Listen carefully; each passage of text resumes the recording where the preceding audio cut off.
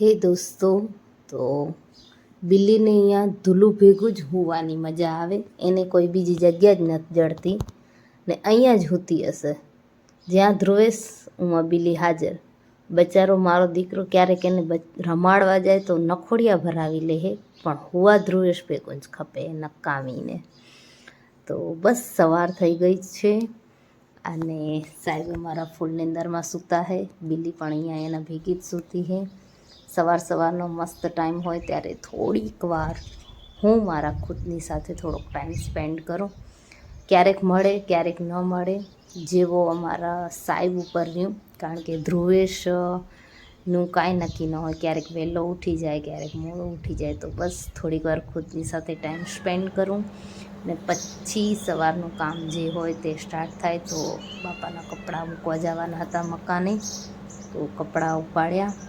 ધોવા માટે હું આ ઘરે લઈ આવું, પછી સુકાઈ જાય ત્યારે સવારે મૂકી આવું. કારણ કે મને જ્યારે ટાઈમ મળે ત્યારે હું ધોઈ રાખું. અને પછી મમરા પણ વઘારવાના હતા, તો હું કરું છું તેની તૈયારી.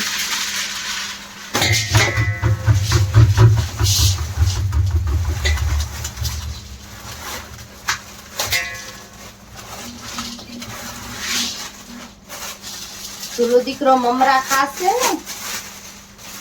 ખાઈશ મમરા? એવું ડકવામાં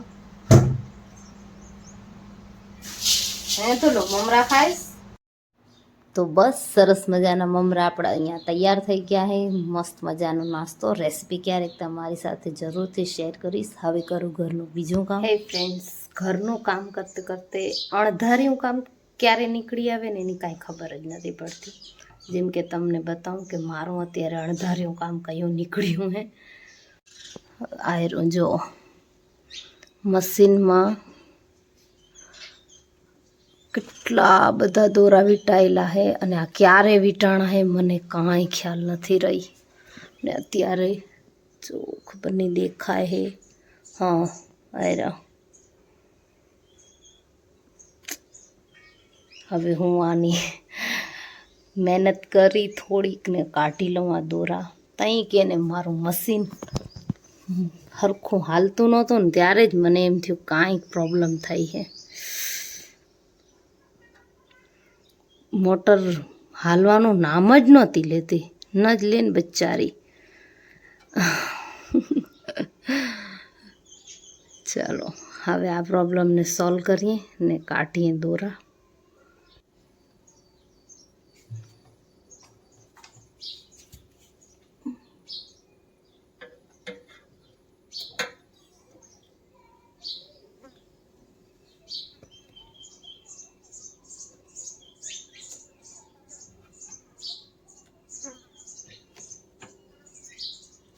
આખી રીલ વીંટાઈ ગઈ હોય એવું લાગે મને તો.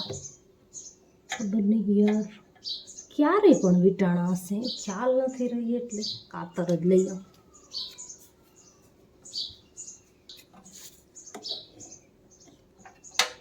આવડી મોટી લાપરવાહી ક્યારેક કરું તો નહીં, પણ ખબર નહીં ક્યારે વીંટાઈ ગયા કાંઈ ખ્યાલ નથી રહી. અત્યારે સફાઈ કામ ચાલુ હતું ને નજર ગઈ નકા હું મશીન ચાલુ કરવાની હતી. બોલો, થેન્ક ગોડ કે મશીન ચાલુ ન કરે, નકા આ બચારો ચાલુ નથી થતું ને આરે ઉપર હેરાન થાત કે કેમ નથી હાલતું મશીન, કેમ નથી હાલતું મશીન. ક્યાંયથી હાલે એમ આવડા દોરા વીંટાયેલા હોય તો.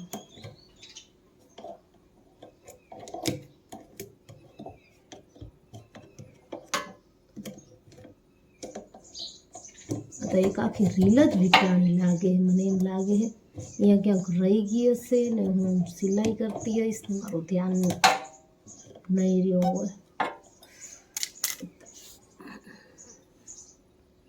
એમ જ થયું હોય, બીજું કાંઈ.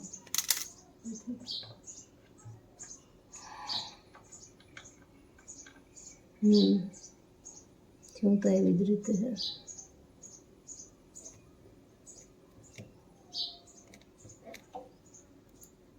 કેમ કે આવડા દોરા મને 10 વર્ષથી હું મશીન હલાવું ક્યારેય આવડા દોરા નથી વીંટાણા. પછી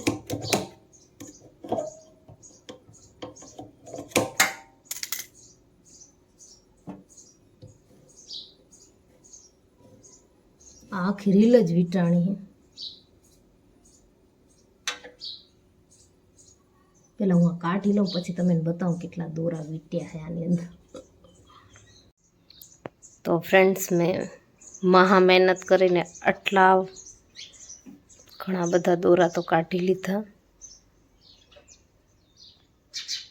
પરંતુ હજી ક્યાંય સુધી હે.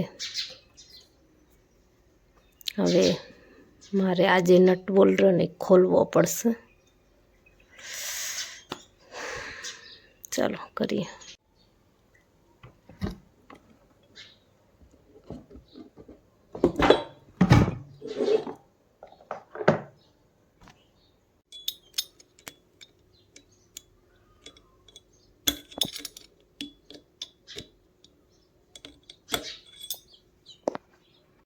ઓકે, તો મેં ખોલવાની ત્યાં ટ્રાય કરી, પણ હવે આ મારાથી ખોલે એમ હે જ નહીં. હવે કરું કુલદીપને ફોન, એ જ કરી દેશે મને. ટેન્શન થાય યાર મને, ક્યાંયથી પણ તારી પ્રોબ્લેમ આવી ગઈ, પણ વાંધો નહીં, કુલદીપ કરી દેશે.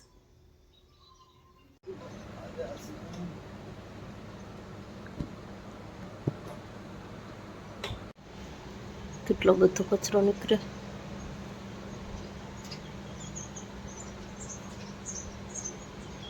હે ફ્રેન્ડ્સ, તો બસ થોડી જલ્દી નીંદર કરી અને હવે બનાવી છે ચાય, જે કડિયાઓને દેવા જવાની હે. તો હાલો હું ચાય દઈ આવું, પછી થાય છે ટ્યુશનનો ટાઈમ. તો હવે હું ઠીક સાંજે તમને મળીશ, અને આજે હું તમારી સાથે શેર કરીશ કે કેટલી ટાઇલ્સ લગાવાઈ ગઈ છે મકાનમાં. વિડીયોને જરૂરથી જોજો. ટાઇલ્સ થઈ ગઈ. આ હે બાથરૂમની, જેમ થોડું કામ બાકી પણ આટલું આટલું થઈ ગયું. ફ્લોર, આ બીજા રૂમનો ફ્લોર, ઉપર કિચનમાં આટલી ટાઇલ્સ થઈ ગઈ હે ફ્રેન્ડ્સ.